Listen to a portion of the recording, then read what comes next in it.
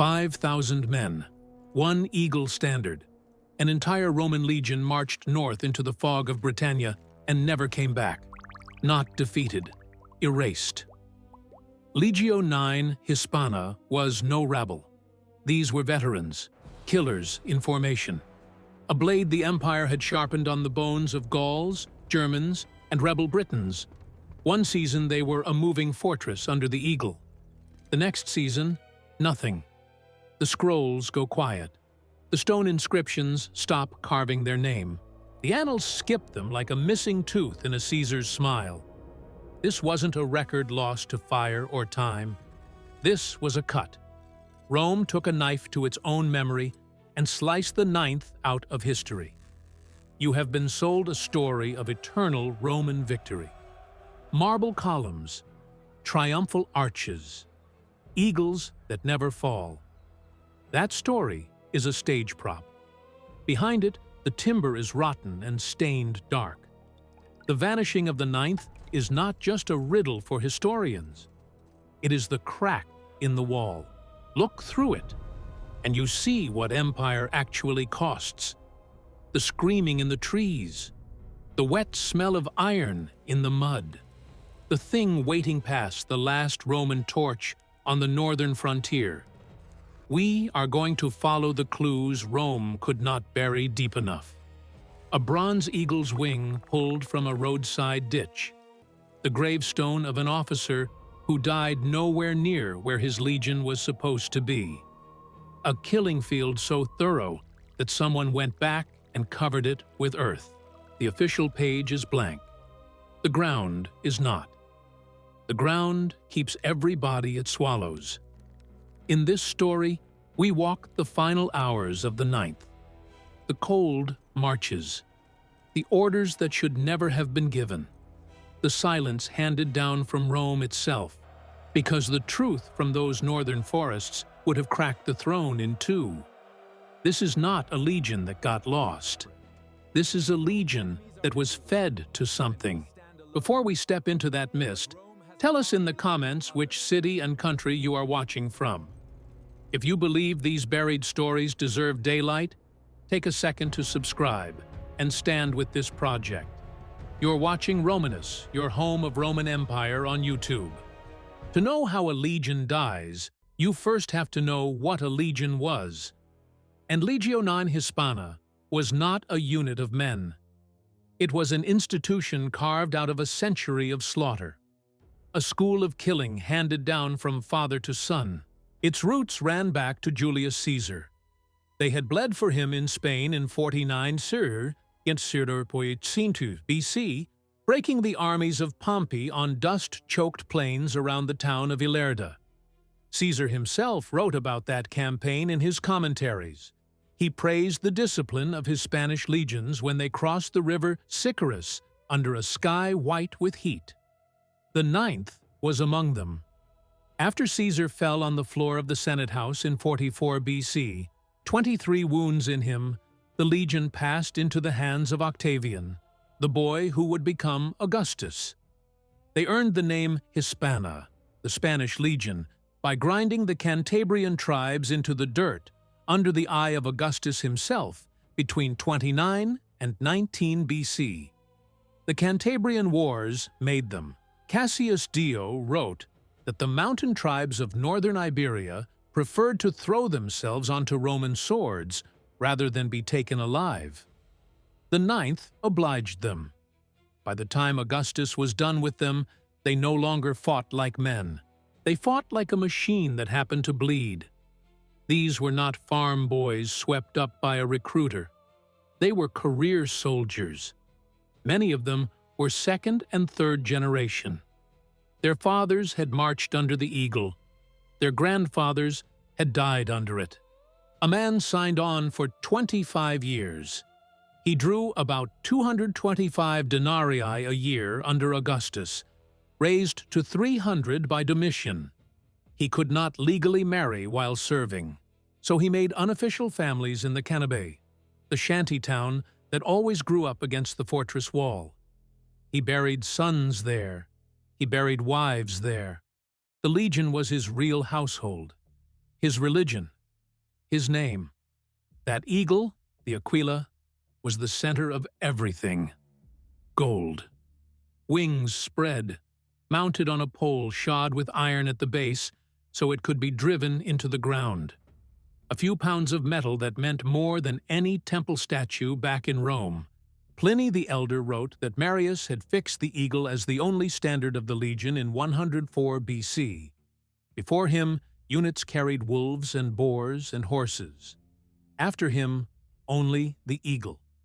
To lose it was not defeat. To lose it was to lose the soul of the legion. The aquilifer who carried it slept beside it, ate beside it. He was expected to die over it, and if he ran with it, his own comrades would kill him. Augustus had spent 20 years grinding his teeth over 3 eagles lost in the Teutoburg forest in AD 9. Suetonius records that the old emperor would wake in the night and beat his head against the door, shouting at a ghost named Varus to give him back his legions. Their equipment was the deadliest engineering of the ancient world. The lorica segmentata, strips of iron riveted over leather, layered like the scales of some metal animal. A barbarian longsword swung two-handed would bite once and skid. The Galea helmet armored the skull, the neck, the cheeks. The scutum, that curved rectangular shield, was almost a portable wall. Lock those shields together, and you had the testudo, a tortoise of wood and iron that arrows broke against and rocks bounced off. They could shuffle forward inside it, breathing each other's sweat, while spears clattered overhead like rain on a roof. Their killing tool was small. The gladius, less than 2 feet of double-edged iron. It was not for slashing, it was for stabbing. Up into the gut, up under the ribs. A short, ugly thrust in the press of bodies, where there was no room to swing. Romans did not duel. Romans butchered at arm's length. Vegetius, writing later, said that a Roman recruit was trained at a wooden post 6 feet tall, made to hack at it for hours with a weighted practice sword until his arm could no longer lift. The point, Vegetius wrote, killed where the edge only frightened. Before any of that, the pila came down. Heavy javelins.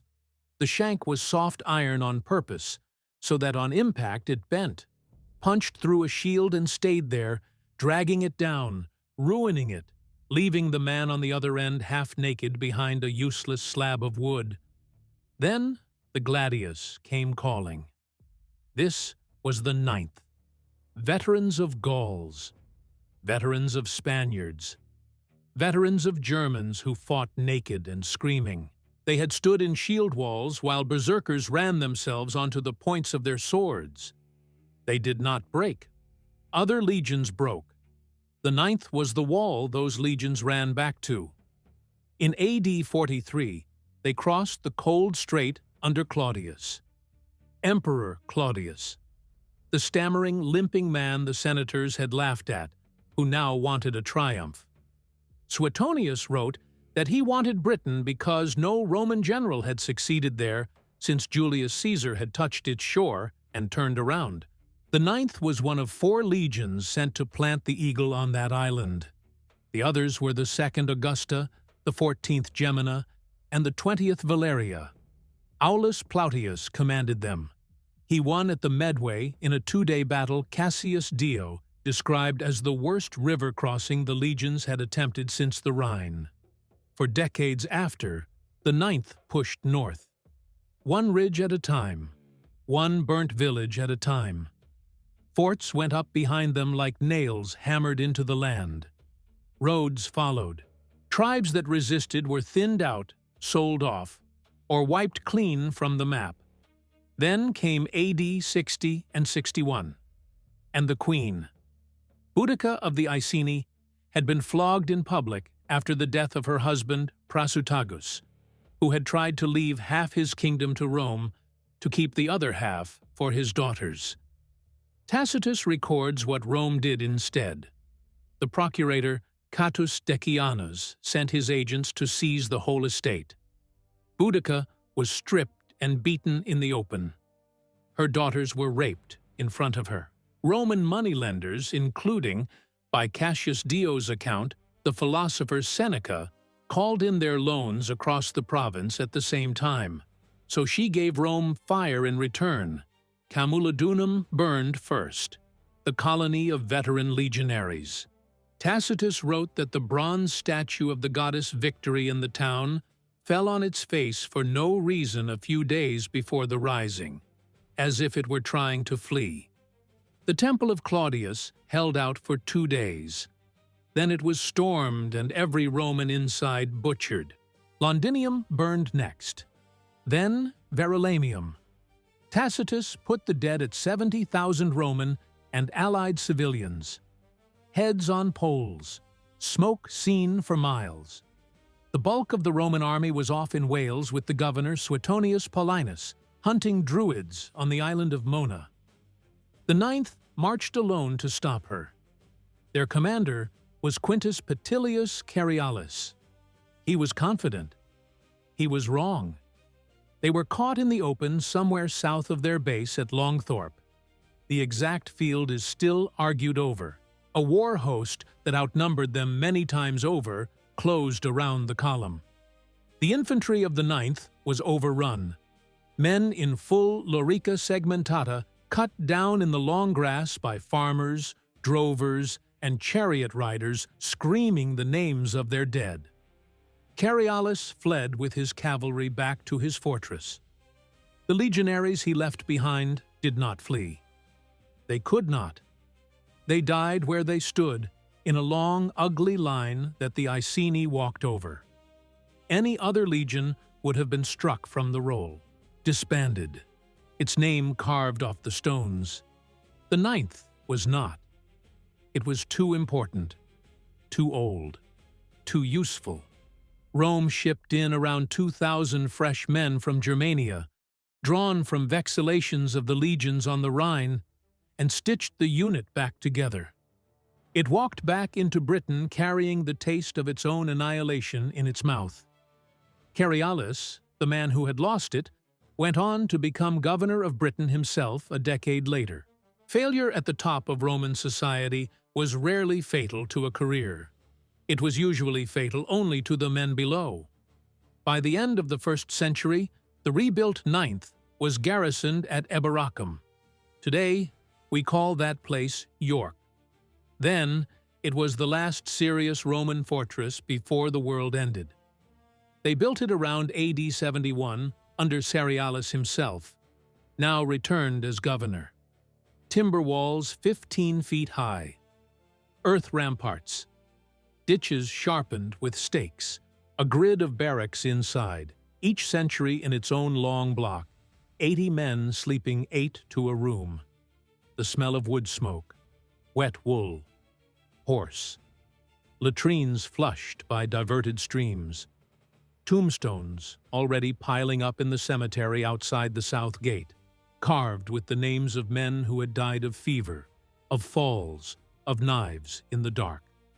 South of Eboracum lay Roman Britain, tax collectors, Latin on tombstones, wine in cups. North of Eboracum lay the Brigantes, the largest tribal confederation on the island. Their queen Cartimandua had once handed over the rebel Caraticus to Rome in chains in AD 51. Tacitus tells us she also threw out her husband Venutius for a younger man, a man named Velicatus. That domestic break became a civil war that split the Brigantes. Rome had been propping up that fault line for 50 years. By the time the 9th marched, the propping was failing. Past them, Caledonia. Mist on the hills.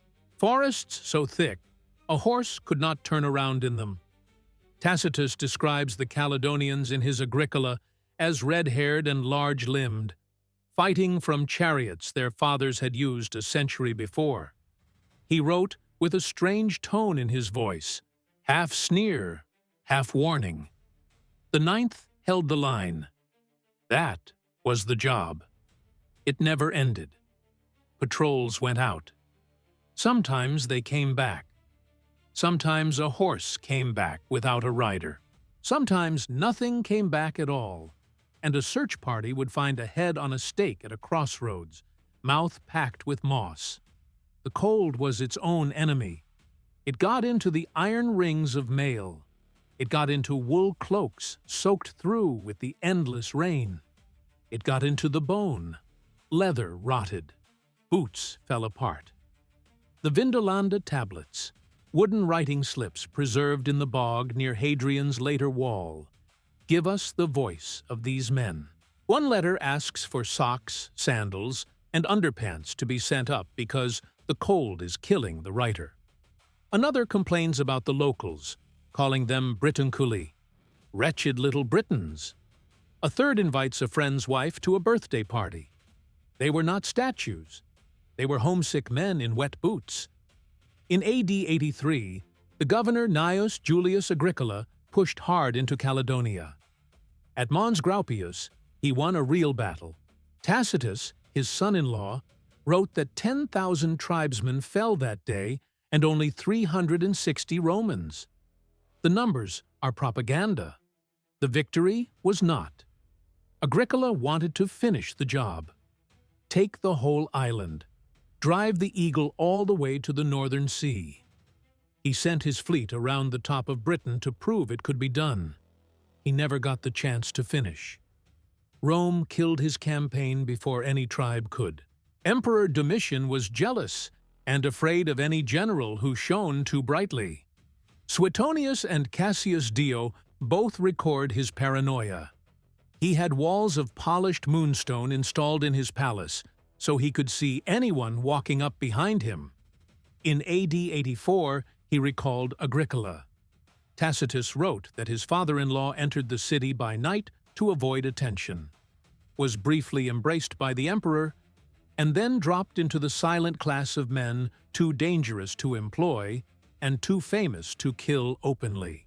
He died in AD 93. Tacitus hinted, without quite saying it, that poison was involved. The northern push died with that recall. The forts Agricola had built in Caledonia were emptied, one after another. Inch-Tuthil, a brand-new legionary fortress that had never even been finished, was systematically dismantled. Roman engineers buried almost 1 million iron nails in a pit there, so the tribes could not reforge them into weapons. Archaeologists dug that pit up in the 1950s. The nails were still there. The tribes were watching. They read the retreat the only way it could be read. Rome had blinked. Rome was tired. Rome could be hurt. What follows in the historical record is mostly silence. Tacitus goes quiet on the military side. The chroniclers move on to wars in Dacia and Parthia. What speaks instead is the dirt. Archaeology has dug up forts from this period, Newstead, Cardian, Dalswinton, that ended badly. Black layers of burnt timber, snapped sword blades, bones in postures no living man chooses. The tribes had not waited. They had come for those isolated garrisons and butchered them. The Brigantes rose. Smaller tribes hooked onto them. The Selgovae, the Novantae. The Votadini wavered. What started as raids turned into a slow, smoldering war along the whole northern frontier. The 9th at Eboracum was no longer behind the line. It was the line. Around AD 108, the pressure cracked. Trajan was emperor now, a soldier emperor, born in Spain, raised on campaign. A man who understood war better than any ruler in 100 years. But his eyes were on Dacia, far to the east, where he had spent the years from 101 to 106, prying open a kingdom and dragging its gold back to Rome. The plunder was so vast he funded 123 days of games in the Colosseum with it. 11,000 animals killed, 10,000 gladiators on the sand. Britain was a side problem. The garrison there was thin to feed bigger wars elsewhere. Into this thin, brittle moment, the Ninth received its orders. The exact wording is gone. The objective survives only in outline. Somewhere in the north, a rising had grown too large to ignore. Perhaps the Brigantes. Perhaps further up, in the lands the Romans only half knew. March. Find them. Break them. The same order the Ninth had obeyed for 150 years. Picture the morning inside Iberacum. Cornu horns blowing before sunrise. The cold so sharp it hurts the teeth. 5,000 men forming up in the parade ground, breath steaming, leather creaking, hobnails scraping on flagstone. Centurions move along the ranks. Their helmets carry the crest crossways, the mark of command, easy to see in a fight. Their voices are flat and hard. They are not yelling. They do not need to. There is an inscription from this era, found in Eboracum and now broken, that names one Lucius Ducius Rufinus, signifer of the 9th Legion, dead at 28. There is another for a centurion named Lucius Cassius. There is a tile stamped Legio IX Hispana, baked in the Legion's own kilns just outside the fort. These are the only voices that survive from inside those walls. Names on stone, letters on clay. The rest is gone. The men check straps. Test the edges on the gladius with a thumb. Run a finger along the iron tip of the pilum. They take rations. Hard biscuit called bucellatum, strips of salted pork, a skin of posca, sour wine cut with water, the same drink offered to a man on a cross 30 years before. They are a city that walks, a city that eats, sleeps, builds, and kills inside its own walls of shields. The gates of the fortress swing wide. The first cohort steps onto the stone road, the one we now call Dare Street. At the head of the column, the aquifer raises the eagle. Gold catches the weak northern light. Behind him, the column unrolls into the country like a long iron snake. Hobnails strike stone in unison. That sound carried for miles. To a Roman, it meant order. To a Briton hiding in a thicket, it meant something else. A full legion on the march was not 5,000 fighting men alone. Behind the cohorts came the baggage train. Mules, perhaps 1,000 of them. Wagons carrying the leather tents, 8 men to a tent, called a contubernium. Carts with the millstones for grinding grain. The legion's surgeons, the medici, with their iron probes and bone saws. The legion's engineers, the immunes, with surveyors' poles and dioptrosites for laying out a marching camp at the end of each day. They built that camp every night. A ditch, a rampart, a palisade, even after 20 miles in the rain. Always. They marched north and the country began to change under their feet. The neat fields stopped. The villas with red tile roofs stopped. The Roman roads narrowed, then turned to gravel, then turned to mud tracks pressed into the earth by sheep and by raiders. The forests pressed in close on both sides. Every thicket was a possible ambush. Every ridgeline a possible spotter. Scouts rode ahead and to the flanks. Cavalry probed the woods. They knew the drill. They had done it 1,000 times. But this country fought differently. It was not the dry hills of Spain. It was not the open meadows of Gaul. It was bog that could pull a man down to his waist in 20 seconds and never give him back. It was forest so dense that a column had to break into single file and lose all its tactical shape. It was hill country wrapped in mist that swallowed sound and direction. A trumpet call could die 10 paces from the man who blew it. The land was on the side of the people who lived in it. We do not know the exact route. We do not know the exact target. We know the direction, because forts north of Eboracum from this period show fire damage and bones. The Ninth may have been marching to relieve one of those garrisons, or to punish a tribal stronghold, or to take a sacred place apart, stone by stone, and salt the ground. Whatever it was, it pulled them deeper, day after day, into country no full legion had crossed in years. The tribes were not a mob. They had been fighting Rome for 3 generations. They had buried enough of their own to learn. They knew that a shield wall on open ground would chew them up. They were not going to give the Romans open ground. They were going to give the Romans the forest, the bog, the narrow pass, the night. Their war chiefs would have been men whose names Rome never wrote down. Druids may still have walked among them, despite Paulinus's massacres on Mona. Tacitus described those Druid priests dressed in black, raising their hands to the sky and calling down curses on the legionaries as the swords came in. 40 years later, in these northern hills, the prayers were still being said. The knives were still being kept. Think about the men inside the Roman column. Not the legion, the men. There was the centurion close to retirement, counting the miles, thinking about the small piece of land waiting for him in Italy. Maybe vines on it, maybe a wife younger than he deserved.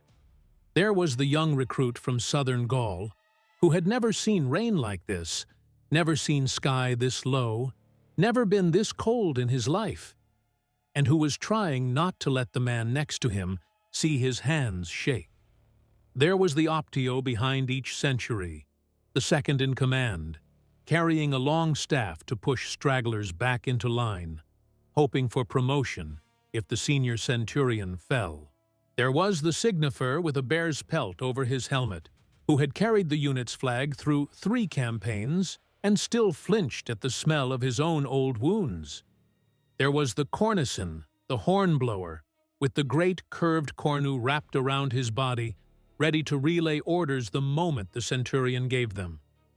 They believed they could not lose, not because they were proud, because history told them so. The Ninth had survived Boudica. The Ninth had survived everything. The story said they would survive this. The story was about to be edited.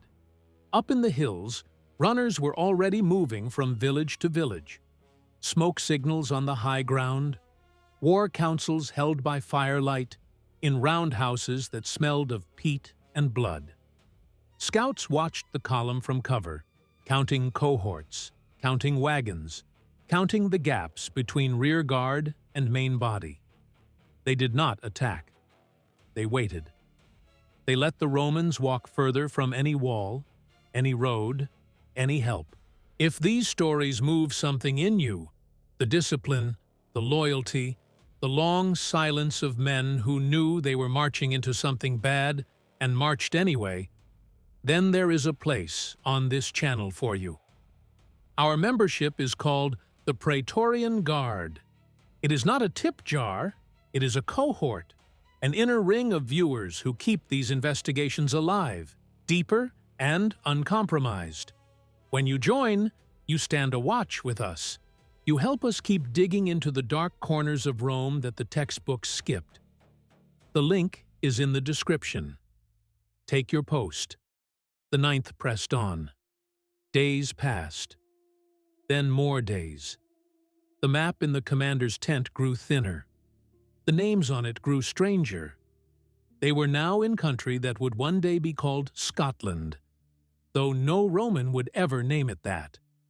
The air had changed, heavier, wetter. The forest had a smell to it, something between wet leaves and old smoke. The silence between bird calls was too long. Even men who had never been here before could feel that something was wrong with the quiet. Scouts came back with strange reports. Figures seen in the mist that vanished when followed. Horn calls echoing from places where no horn should have been. Tracks crossing the column's path that had been deliberately left. Small cairns of stones at crossroads with bones tucked into them. Their commander, whose name the records do not preserve, must have understood what was happening. He was being read. He was being herded. He was operating blind in a country whose own shape was working against him, with no relief column behind him and no friendly fort within forced march. To turn back was to admit it. To turn back was to walk into Eboracum carrying his own disgrace and the legions. So he kept marching. He had orders. He would obey them. That was what the Ninth did. The end did not come as a battlefield. It came as a place, a pass between two wooded slopes, or a track curving through a bog, or a narrow valley where the trees came down close to the path on both sides. A place chosen carefully, scouted for weeks, maybe months. A place where the column could not deploy, where the shields could not lock, where the centurions could not see each other, where the Aquila itself would be only a few feet from the killing. It started with sound, thousands of voices all at once screaming a single word from the high ground. Then the Carnix, tall bronze war horns shaped like the heads of beasts, blown by men hidden in the trees. Polybius had described those horns 2 centuries before, when Gauls under Brennus had used them at the Allia. The Romans had not forgotten the sound. It was old enough to have terrified the ancestors of Rome. Then the warriors came down. They came from both slopes at once. Painted bodies, blue with woad, the dye that Caesar himself had written about in his Gallic wars. Long hair stuck flat with lime, stiffened into spikes, eyes wide and bright. Long swords in their hands, blades almost as tall as a Roman legionary, forged in tribal smithies and quenched in river water by torchlight. They did not come in lines. They came as a flood. The Romans at the front of the column had seconds. The centurions roared the only orders that mattered. Form line, shields up, brace. But the column was strung out for half a mile, and the ground would not let them turn. The first wave hit the side of the Ninth like water hitting a pier. Wood splintered. Iron screamed against iron. Men went down under bodies that kept stabbing after they had stopped moving. The vanguard of the Ninth Legion folded inward, and the screaming changed pitch, and somewhere back in the column the Aquilifer turned in his saddle to see what was happening at the front, and the mist closed in behind them. The Ninth had trained for one kind of war, the kind where you stand in a line and the man next to you holds. That was gone in the first 30 seconds. The line was a memory now. What replaced it was 1,000 small fights, each one a man trying not to die in the next minute. The Caledonian warriors did not fight in ranks. They came in waves, one wave breaking before the next hit. Tacitus, who had heard veterans of Mons Graupius describe their tactics, wrote that they used the gaisum, a heavy throwing spear, and a small round shield called a cetra. Their long swords were not made for stabbing. They were made for taking a man's arm off at the shoulder. Their axes, smaller and uglier, came down on the rim of a scutum and split it like firewood. A legionary who lost his shield in that press was a corpse on a delay. The Romans did what their drill told them to do. They formed orbes, small circles, back to back, shields out, the gladius working from inside the wall like a piston in a forge. The gladius was made for this. Up under the ribs of the man in front, twist, withdraw, repeat. Vegetius would later write that a 2-inch wound in the right place was enough. The legionaries knew that already. They were proving it. For every legionary who fell, 2 or 3 tribesmen went down with him. It did not matter. The Caledonians had brought everyone, farmers, herdsmen, boys old enough to carry a knife, old men who remembered the burning of their villages 40 years before under Agricola. They were not soldiers. They were a debt being collected.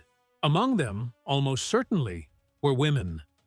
Cassius Dio writes of British tribal women fighting beside the men, of the Caledonian and Mayatai females who lived hard, raised hard children, and killed when killing was needed. Boudica had been a woman. The tribes had not forgotten. A Roman who took an axe in the side of the head that day might have looked up at the face of his killer and seen lime-bleached hair tied back with a leather cord, and eyes that were not a man's. The smell changed first. Iron. Bowel. The sweetness of opened bodies in cold air. Then the footing. Mud churned with blood becomes something thicker than mud. A man could lose his balance simply by stepping on a layer of something soft that used to be a friend. Sound piled on top of sound. The carnix still howling from the slopes.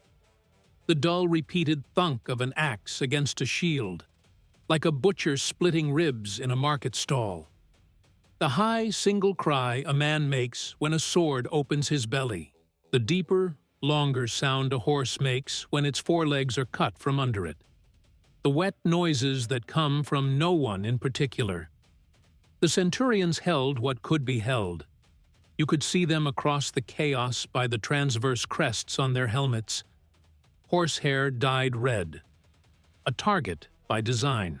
They walk the line with the vine staff, the vites in one hand, and the gladius in the other, slapping men back into position, shouting names, shouting century numbers, shouting any word that would keep a frightened man's feet on the ground.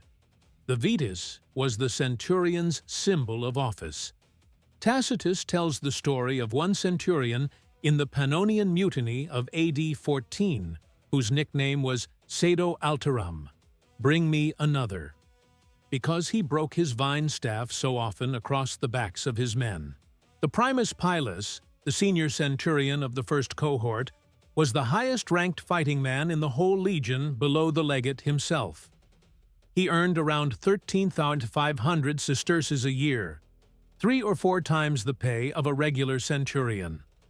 After his single year in that post, he was enrolled in the equestrian order. He sat on the legion's war council.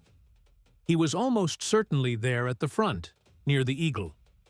He almost certainly died there. The Caledonians knew what crests meant. They hunted the crests. 5, 6, 8 of them would converge on a single centurion at once, taking the wounds his gladius opened in them just to drag him to the ground. When he fell, the 80 men of his century felt it before they saw it. The voice that had told them what to do since they signed on was gone. The orbes around him would shudder. Then it would break. Around the Aquila, the fight was its own animal. The Aquilifer wore a lion's skin over his helmet, the jaws of the dead beast framing his face. He carried a small round shield, the Parma, on one arm. The eagle pole was in the other. He could not really fight. He was not meant to. He was meant to stand. He was meant to be seen. Around him was the first cohort, almost double strength compared to the others, around 800 men instead of 480, the best men in the legion. Veterans on their second or third enlistment. They closed around the eagle in a tight knot, shields outward, and they did not move. They could not move. To step back was to expose the gold. The Caledonians flowed against that knot like a river against a stone. They climbed over their own dead to reach it. A captured eagle would be carried home and hung in a sacred grove, the kind Tacitus described in Germania. Oaks blackened with old blood, skulls nailed into the bark. He had written of the grove of Tanfana, sacred to the Marsi, where the Romans found the bones of Varus's lost legions still hanging from the branches 6 years after the slaughter. The Caledonians had their own groves. They wanted a new eagle to hang in them. They wanted it more than they wanted to live. A signifer near the eagle went down with a spear through the thigh. He kept stabbing upward from his knees, until someone put an axe through the back of his neck. The corneton beside him tried to blow a recall signal.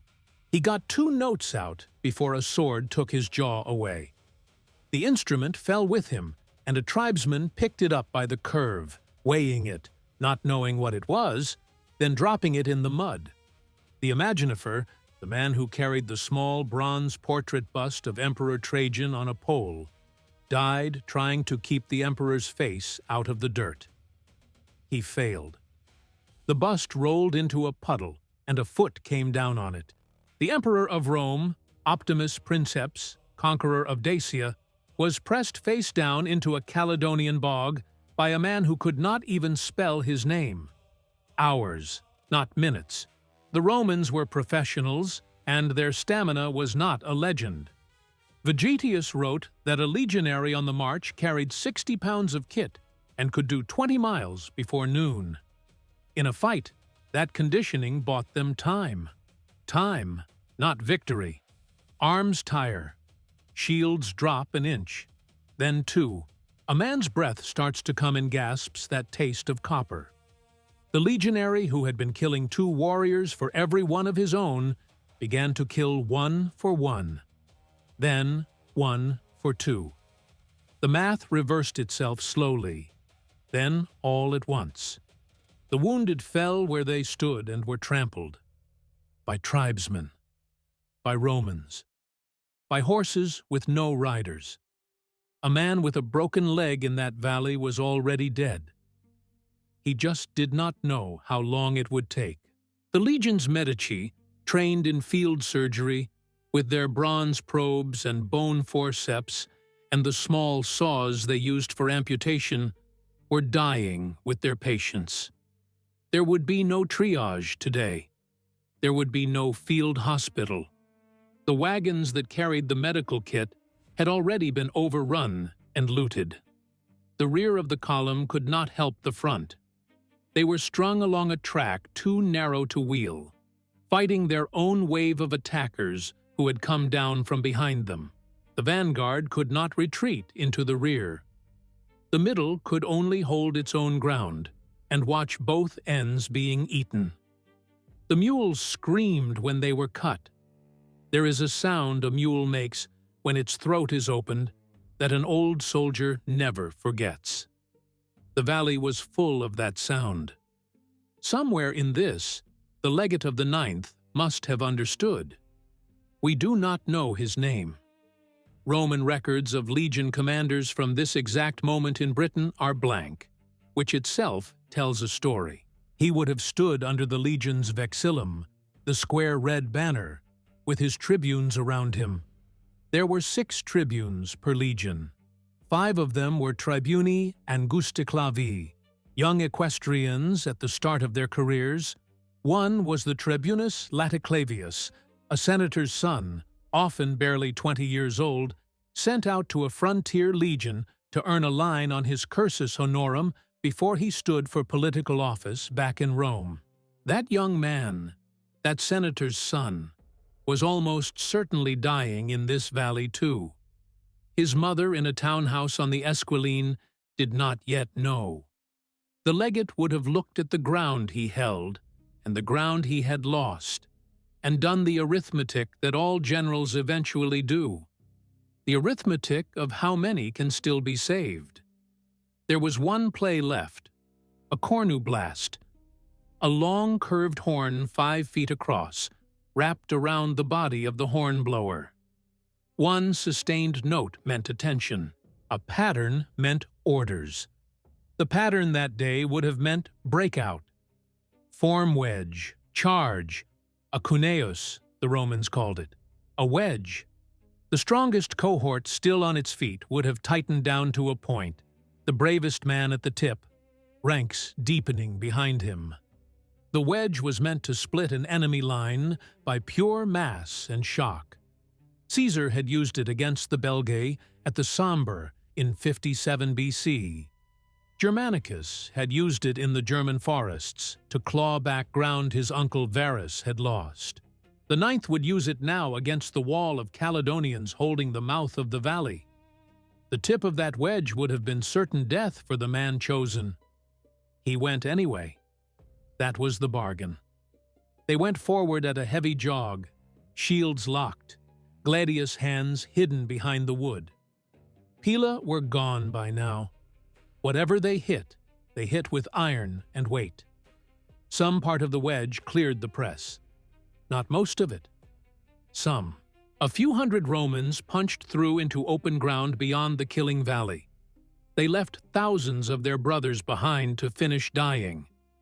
What came out the other side was no longer a legion. It was a panic with armor on. These men ran, not in formation, as individuals. Into forest they did not know, into hills owned by the people hunting them. The legionary's gear that had kept him alive in a line was a curse alone. 40 pounds of lorica segmentata pulls a tired man down. Hobnailed caligae slip on wet moss. A polished helmet catches the gray light of a Caledonian sky and tells a scout on a ridge a mile away exactly where you are. The Caledonians knew the ground. They had hunted deer in it as children. They moved through it the way a Roman moved through a paved street in Ostia. They picked the legionaries off in 2s and 3s. A man crossing a stream. A man trying to sleep in the lee of a fallen tree. A man begging for water at a hut and being given an axe instead. The dogs of the tribes, big shaggy things bred to bring down stags, ran the hills with their handlers and pulled down stragglers in the open. Back in the valley, the work was done by sundown. 5,000 bodies, or close to it, stripped of mail, stripped of helmets, stripped of the bronze fittings on their belts that each man had polished by lamplight the week before. The lorica segmentata of a dead Roman was worth a year's grain to the family that carried it home. The gladius would be hammered into something else in a smith's hut. The scutum, useless to a tribal fighter, would be broken up for the iron rim. The dog tags came off too. Each legionary wore a small lead tag, the signaculum, on a cord around his neck. It carried his name, his unit, his century. The Caledonians would not have known what the letters said. They took them anyway. Lead was lead. Years later, an antiquarian in Northumberland would find one of those tags in a stream bed and not understand what he was holding. The eagle, the aquila. We do not know where it went. We know it was not recovered. No later Roman source ever mentions its return. Somewhere in the bogs of the north it was either hidden, buried, or hung in a grove where it eventually rotted off its pole. The lion skin of the aquilifer was probably stripped off his corpse and worn by the man who killed him. The wolves came next. Then the crows. The bones sank into peat that is famously good at swallowing things. Peat preserves leather and skin for centuries and dissolves bone almost completely. It is the perfect grave for an army that was never supposed to have died. 2,000 years later, archaeologists would still find the occasional Roman buckle in a Scottish bog, and not know which campaign it belonged to. The first sign anyone in Rome had that something was wrong was silence. Eboracum waited. A messenger should have come within 10 days. The cursus publicus, the imperial post system Augustus had built, could move a dispatch from frontier to fortress in that time on good roads. A messenger came in 20, then 30. Then none came. The acting commander left in the fortress, probably a tribune named in no surviving record, would have sent a cavalry patrol north. The patrol would have come back with nothing, or worse, with a head in a sack hung from a saddle as a gift from a tribe further south who had found it and decided to return it. A legion does not go quiet. A patrol can vanish. A cohort can be ambushed. 5,000 men with a baggage train and 1,000 mules do not simply stop reporting. By the second month, the governor of Britain in Londinium would have known. By the third, a courier on horseback would have been riding south with a sealed report he was probably afraid to deliver. That courier would have boarded a ship at Rutupiae on the Kentish coast, the same harbor where Claudius's invasion fleet had landed in AD 43. He would have crossed to Gaul, taken the post road down through Lugdunum, then over the Alps by the route Hannibal had once burned through. He would have ridden into Italy, carrying a piece of news no emperor wants to read. Trajan received it somewhere on the Danube, probably while the Second Dacian War was wrapping up or just after. The man had built his career on the line in Cassius Dio that he was the best of emperors, Optimus Princeps. He had just won the largest campaign Rome would fight in a generation. The plunder from Dacia was, by Dio's count, 500,000 pounds of gold and 1,000,000 pounds of silver. It paid for 123 days of games, 11,000 animals killed in the arena, 10,000 pairs of gladiators on the sand. The Senate had voted him the title Dacicus. He was at the peak of his life, and a legion had just been deleted from his army. The loss of 5,000 men was bad. The loss of the eagle was worse.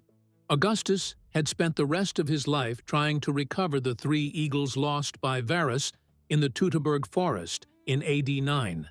Suetonius wrote that the old emperor would beat his head against the door at night, shouting, "Quintili vare, legiones red, Varus, give me back my legions." He sent Germanicus on a campaign of bones and burials specifically to find them.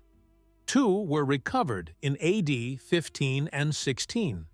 The third only came home in AD 41 under Claudius, and Suetonius records that the recovery was treated as if Rome itself had been resurrected. A consul was sent to meet the returning eagle on the road like an honored guest. Trajan could not afford that. Not now. Dacia had just ended. Parthia was already in his eye. He was about to march east on the campaign that would carry Roman arms across Mesopotamia in AD 114, take Ctesiphon in AD 1-16, and stand him on the shore of the Persian Gulf, wishing aloud, according to Cassius Dio, that he were young enough to follow Alexander further. He could not turn a full army around and march it to the back of Britain to avenge 5,000 men against tribes whose names he did not even know. So a decision was made. It was not announced. It was not voted on. It was not written down. The 9th was simply edited out of existence. Inscriptions stopped.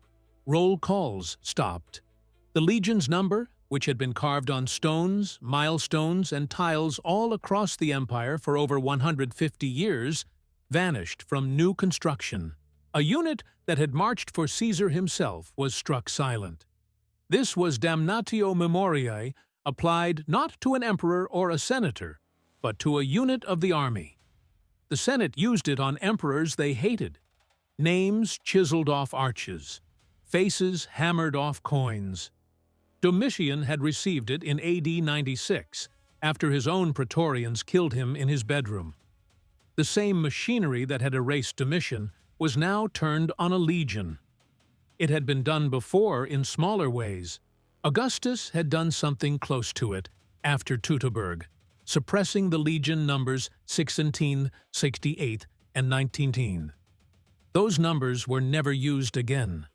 The 9th would join them in the silent room where dead legions sit forever. What you are watching took years to assemble. Fragments of inscriptions, buried tile stamps, a grave marker in a town that should have been thousands of miles from this story.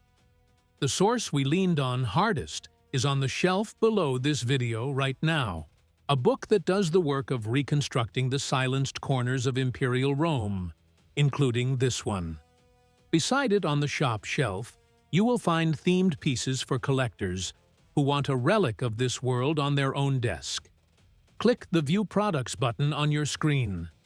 Open the shelf. Browse while the story keeps moving. Because the story is not finished. It is only getting stranger.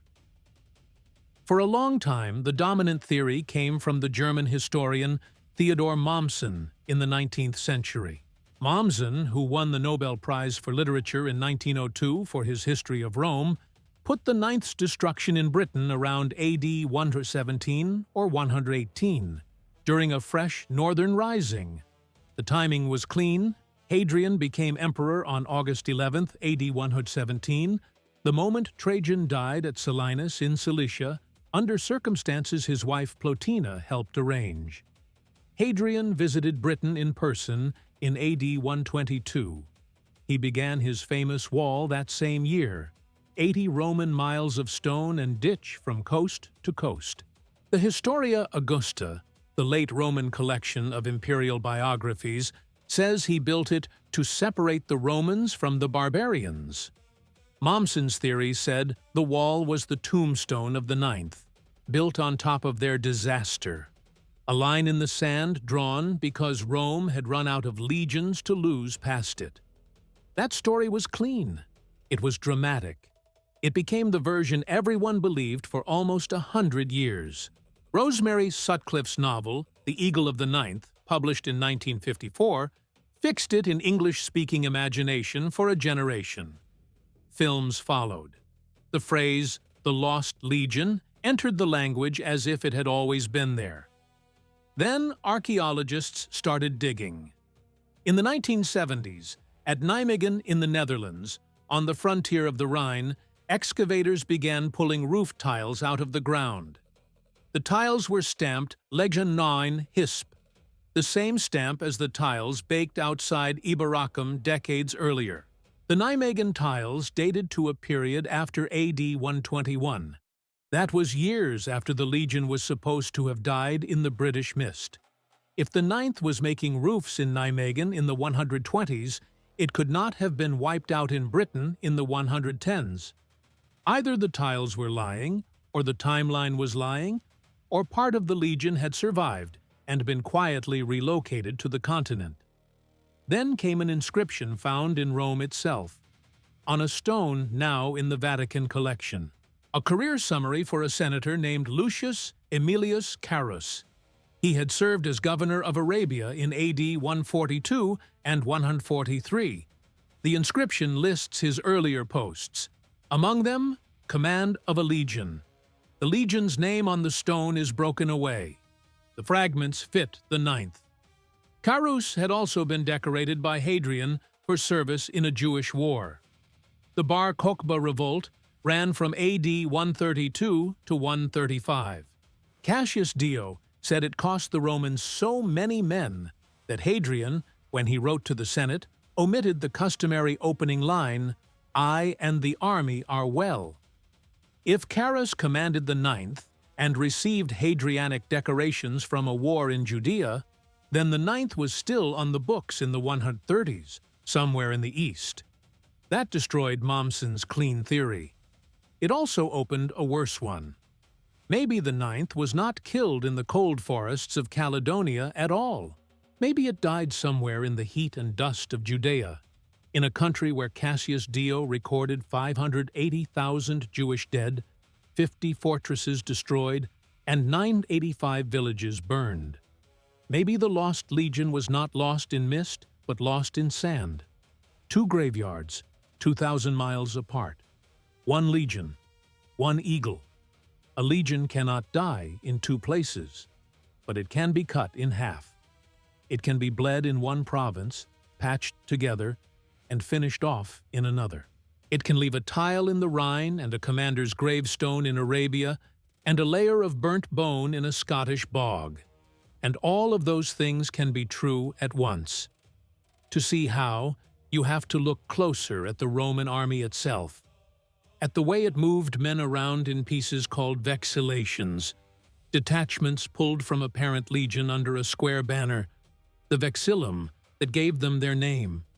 Vexillations could be a single cohort. They could be 2,000 men. They could be sent across the empire to fight in someone else's war and never return to the unit that bore them.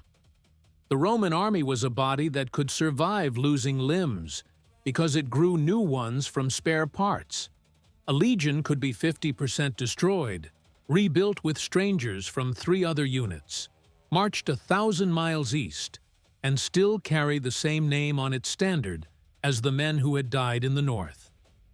The name was the Legion, not the men.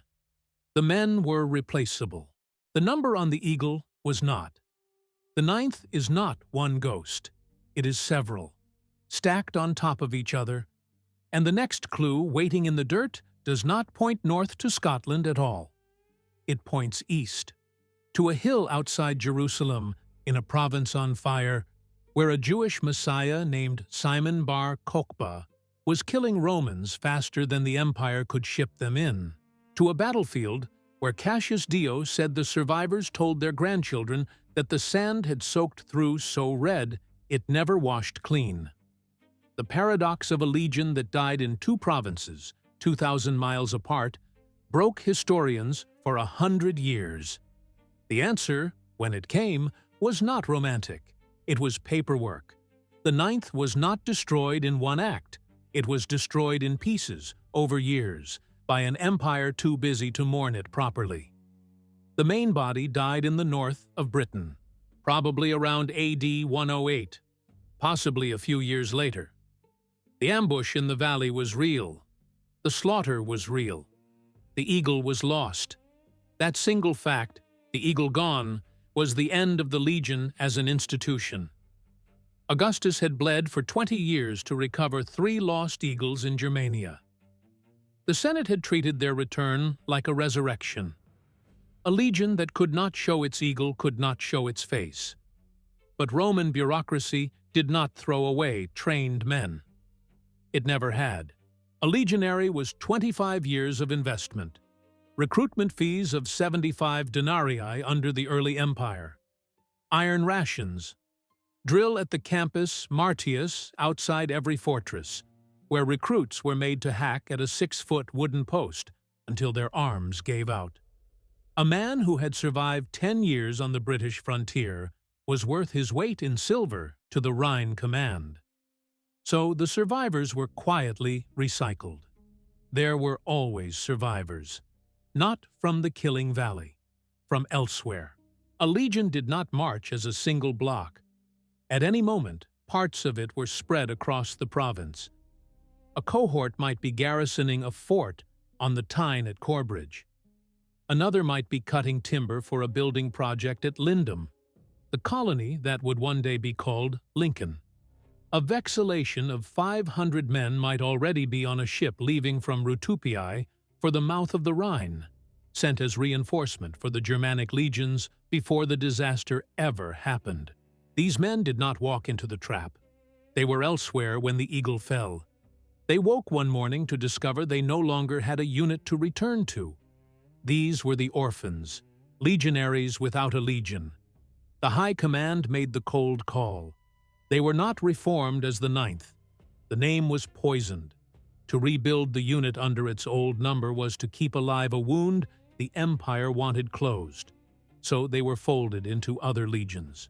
Some went to the VI Victrix, which would be brought across from Germania around AD 122 and would take over the fortress at Iberacum, writing its own initials in plaster over the older marks. Others went to the Ex Gemina at Nijmegen. Their tile kilns kept stamping Legio IX for a while out of habit, the way a man keeps writing the year wrong in January. Then those stamps stopped too. This is why Lucius Aemilius Carus's career inscription fits. He may have commanded a vexillation of former 9th men attached to a legion fighting Bar Kokhba in Judea between AD 132 and 135. He was decorated for it. The inscription, carved decades later in Rome by a stonecutter who was not interested in nuance, simply listed the unit by its old number. To Carus's family in their townhouse on the Caelian Hill, that was the legion he commanded. To the army on the ground, it was a detachment of ghosts attached to somebody else's standard. The Bar Kokhba war finished what Caledonia had started. Cassius Dio, writing a century later, said 580,000 Jews died in the fighting. 50 fortresses were leveled, 985 villages erased. He also said that Roman losses were so heavy that Hadrian's dispatch to the Senate omitted the formula, "I and the army are well." That formula had opened imperial military reports since Augustus. Leaving it out was its own kind of confession. A whole legion, the Watitwith Deotariana, which had been raised by the client king Deiotarus of Galatia under Caesar, simply disappears from the records during that war. It is possible the last men who had ever called themselves Ninth went down with it, in a hill country of olive groves and dust, 25 years and 2,000 miles from the bog where their eagle was lost. Tacitus describes that country in his histories. Stone terraces, white sun, cisterns cut into bedrock. The Jewish rebels under Simon bar Kokhba did not fight in open battle either. They had learned from Masada in AD 73 what happened to Jews who held forts. They used tunnels. Cassius Dio describes underground networks dug under the hills of Judea, lit by oil lamps, where the rebels could appear behind a Roman patrol, kill it, and vanish before the centurion's body had finished bleeding out. The veterans of the Ninth, if they were there, would have recognized the tactic. They had died of it before, in a wetter country. The last veteran of Legio IX Hispana probably died old, in a colonia somewhere. Maybe Sirmium on the Danube. Maybe Italica in Spain, where the legion's name came from, and where the future Emperor Trajan himself had been born in AD 53. He drew his retirement bonus, 3,000 denarii under Hadrian's revised settlement, and a plot of land. He drank in cheap wine shops with men who had never heard of him. When he told the story, late at night, of marching north out of Eboracum and what came down out of the trees, the younger soldiers nodded and did not believe him. He died. His tombstone, if he had one, did not carry the legion's number. The number had been retired, like 16 and 16 and 19 before it. The legions of Varus, lost in the Teutoburg in AD 9. 9 joined the silent list of legions you do not raise again. The Romans had a word for this, infaustum, ill-omened, a number that had eaten its own men. To inscribe it on a new standard was to invite the same fate. So the army stopped. Other legions kept their numbers for centuries. The Exdex Valeria Victrix held its number from Augustus's reforms until the 3rd century. The Ninth's number, after a century and a half of service, simply went dark. The valley itself never gave up its dead in any clean way. Roman authorities never sent a burial party. The bones went into the peat, and the peat did its work. Peat is acidic enough to dissolve the calcium in bone within a few hundred years. It also preserves leather and hair almost perfectly. 2,000 years of that chemistry took the men and gave back nothing but the occasional buckle, the occasional hobnail, the occasional thumb-sized lump of corroded iron that a farmer would plow up in the 18th century and throw on the wall. Some objects survived in odd places. In 1796, near Ribchester in Lancashire, a boy named Joseph Walton found a hoard buried in a riverbank while digging for clay. Inside it was a Roman cavalry parade helmet, bronze, with a full face mask, the eyes hollow, the mouth small. The kind of object a soldier does not casually lose. It is in the British Museum now, in case 85, polished to a soft gold under museum light. In 1866, at the Roman town of Caleva Atrebatum, modern Silchester in Hampshire, excavators pulled a small bronze eagle out of the floor of the basilica. 6.5 inches tall. It had no head. Its wings were broken. The archaeologist George Fox recorded the find in the journal Archaeologia.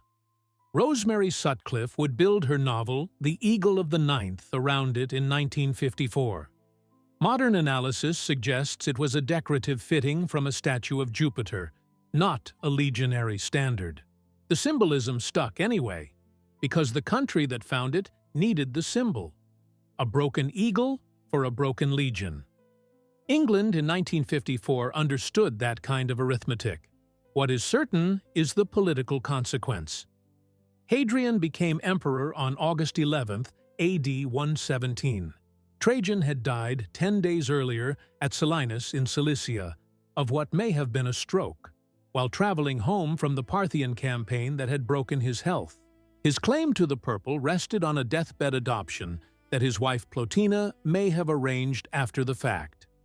Cassius Dio writes that Plotina's freedman was caught impersonating the dying Trajan's voice from behind a curtain, dictating the adoption to witnesses.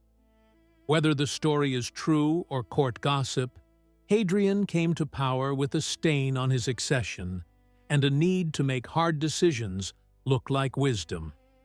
He inherited an empire stretched past its limits. Trajan had taken Ctesiphon, the Parthian capital, in AD 116. He had stood on the shore of the Persian Gulf and, according to Dio, wept that he was too old to go further. He had also seen Mesopotamia revolt behind him before he died. Hadrian, less of a conqueror and more of an architect, made the call that Trajan had not lived to make. He pulled back. He abandoned the conquests east of the Euphrates. Mesopotamia, Armenia, Assyria, all given up within a year. He drew lines on the map and decided that Rome would now hold what it had, instead of taking more. The Senate, which had loved Trajan, did not love Hadrian for this. 4 senators of consular rank, Lucius Quietus, Cornelius Palma, Publilius Celsus, and Avidius Nigrinus, were executed in AD 118 for an alleged plot against him. The Historia Augusta says Hadrian denied giving the order and then never punished the praetorian prefect who carried it out. Britain was part of that calculation. He came to the island in AD 122, the only reigning emperor to visit it after Claudius. The Historia Augusta says he came to correct many abuses and to build a wall to separate the Romans from the barbarians. He stood on the wind-swept country north of the Tyne and ordered the line drawn there. 80 Roman miles of stone, ditch, and turf, from the mouth of the Tyne at Wallsend to the Solway Firth at Bonis. 16 forts along it. 80-mile castles. 2 turrets between each mile castle. A ditch in front, the vallum behind. Garrisons drawn from auxiliaries, not legions, Tungrians from the Low Countries, Batavians from the Rhine, Asturians from northwestern Spain. The wall was finished in stone over the next decade. Parts of it still stand. You can walk it. The stones still carry the chisel marks of the men who cut them. Some carry names: Centurion Coccaius, Centurion Sorio. The graffiti of a working army that did not know it was building a tomb. That wall was the legion's gravestone, not built over their bodies. No Roman knew exactly where their bodies lay, but built because of them. Built because the empire had finally accepted that the country beyond it was a country that ate legions. The 9th had been the proof. Hadrian's wall was the receipt. The wall was also a confession. Augustus, on his deathbed in AD 14, had left a document called the Concilium, advising his successor Tiberius to keep the empire within its current boundaries. Tacitus quotes the line in his Annals. For a century, Rome had ignored that advice. With Hadrian's wall, Rome put it into stone. Optimus Princeps had pushed the limits. Hadrian froze them. The 9th was the last legion the imperial frontier policy ever lost. After it, Rome stopped marching outward and started digging in. The empire moved on. Trajan's column went up in Rome in AD 113, 100 feet of carved marble spiraling from base to capital with scenes of the Dacian War. You can still walk around it. Every figure carved on it is a Roman victory.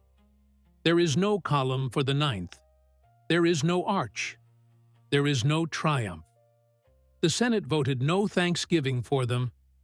No priest sacrificed a white ox in their memory on the Capitoline. They were the unfunded silence on the other side of the marble. This is the trick of imperial history. It is not lying. It is leaving things out. The arches and the columns and the gilded inscriptions tell you what Rome wanted you to see. The blank spaces tell you what Rome could not bear to look at. The ninth lives in one of those blank spaces. So do the legions of Varus. So do the 7 legions Crassus lost at Carrhae in 53 BC, when the Parthian general Surena sent his head back to the Armenian court to be used as a stage prop in a performance of Euripides's Bacchae. Plutarch tells the story. The actor playing Agave held up the head of Pentheus, only it was the real head of a Roman triumvir, and the court laughed. Empires curate their dead. The ones that fit the story get marble, the ones that do not get peat, or sand, or a Greek stage. The men of the ninth were not exceptional in their fate. They were exceptional only in that their fate was hidden. Other defeats got mourned. Teutoburg got Tacitus, Carrhae got Plutarch. The ninth got silence. The silence was a deliberate weapon. What you take away from this depends on what you came for. If you came for the battle is over. The mist closed. The eagle fell.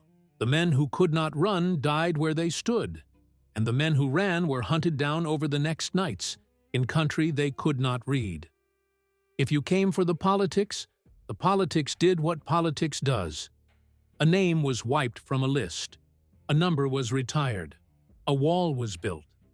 An emperor visited a frontier and decided which side of it Rome would live on for the next 300 years. Hadrian's Wall stood as a Roman frontier until around AD 410, when the last legions left Britain to defend Italy from the Goths. 3 centuries of guard duty, all of it tracing back to one valley and one lost eagle. If you came for the men are still there, somewhere under a Scottish hill, somewhere under a Judean field, where Bar Kokhba's tunnels still run under modern farmland, somewhere in the soil under a Dutch town that grew over the spot where a legion's last orphans laid down their tools at Nijmegen. They did not get the funerals their families paid burial club dues for.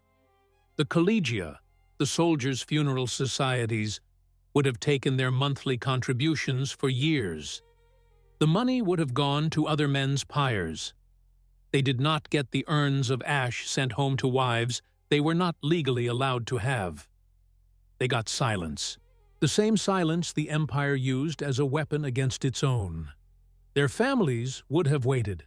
A mother in Italica in Spain, a common law wife in the Canabae outside Eboracum, with 2 children listed in no Roman register. A father somewhere in the Po Valley, who had paid the recruiting officer the fee and never seen his son again. The letters they sent north, there were always letters, the Vindolanda tablets prove it, went unanswered. Eventually, the letters stopped. Eventually, the families understood, in the way families always understand, without being told. We pulled them back out of that silence for an hour tonight. That is the only ceremony available to them now. No marble, no incense, no flame on the Capitoline, just a name spoken out loud across 2,000 years. Legio IX Hispana, the Spanish Legion. The Legion of Caesar, of Augustus, of the Cantabrian Highlands and the British forests. A legion that marched from one end of the empire and was buried at the other. A legion the empire pretended had never existed. Thank you for staying with this story all the way to the bottom of it. If you believe these silences deserve voices, leave a comment, hit the like, share this with the one person you know who will not scroll past it. Subscribe if you have not yet. Each of those small acts keeps the next investigation funded and the next Legion remembered. You've just watched another premium documentary by Romanus, your home of Roman Empire on YouTube. Your descent does not end here. The video now appearing on your screen is the next door. Step through it. Another story is already waiting, and it has been waiting a long time.